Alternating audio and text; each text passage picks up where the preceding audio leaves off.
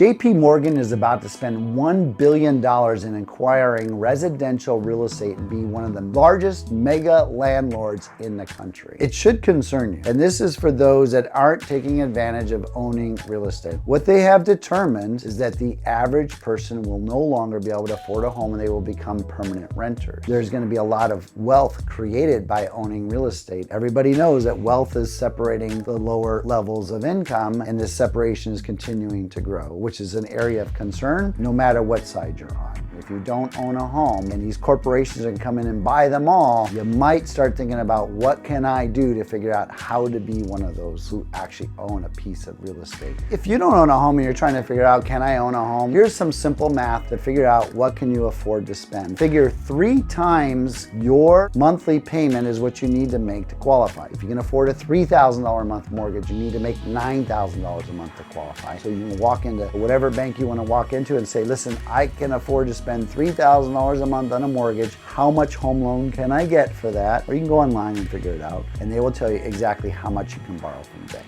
Hopefully that helps, and hopefully you can get a piece of the American dream.